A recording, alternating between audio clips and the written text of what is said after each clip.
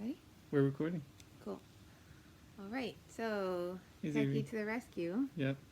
is here to answer a candid tech question of the day. He has not been told what this tech question is yet until now. Thanks, honey.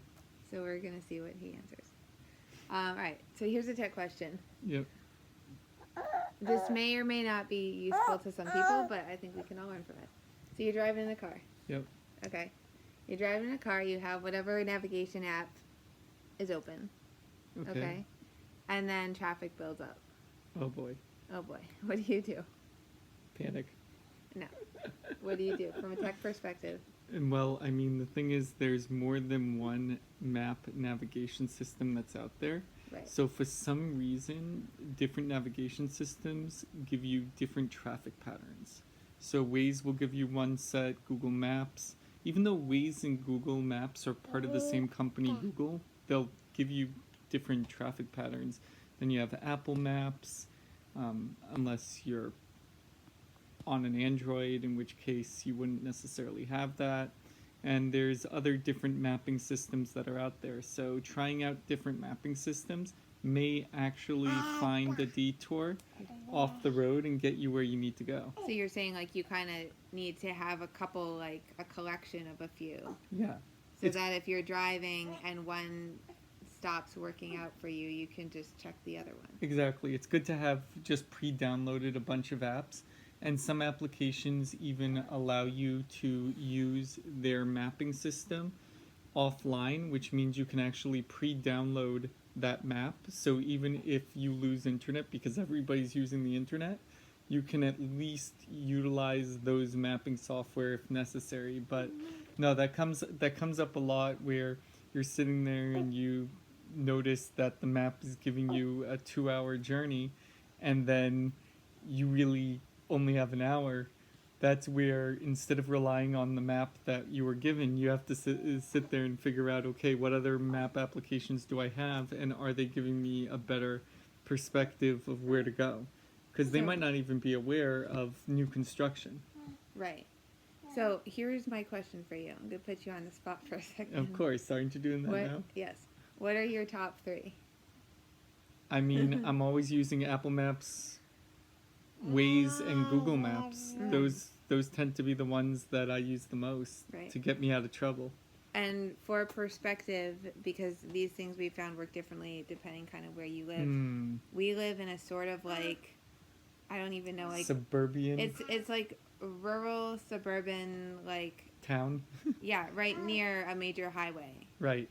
So we're not really out in the middle of nowhere, but we're also not in the middle of the city. But then again, from time to time, we do need to pass through a city and a rural area to get places. So that's really interesting you mentioned that, because Waze seems to be really good outside of the city. Yeah.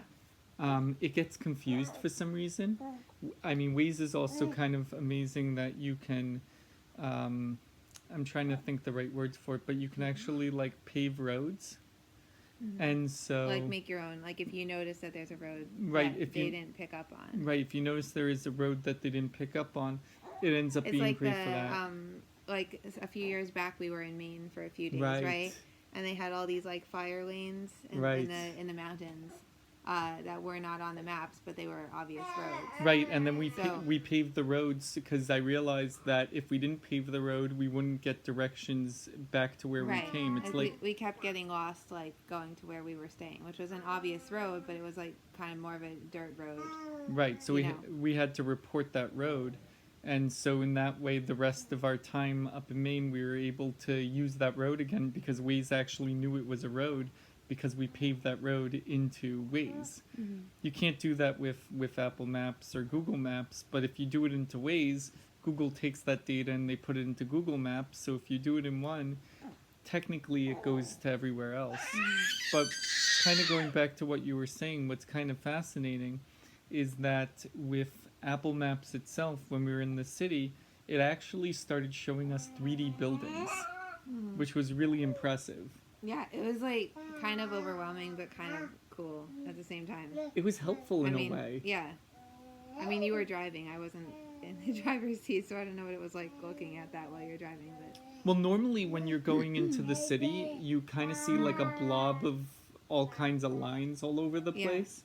And in this case, it was elevating Right. the line that we needed to get there. But that's And- with the latest iOS Right. 15 software. Yeah, And go once ahead. again, for perspective, so we live near Boston. Right.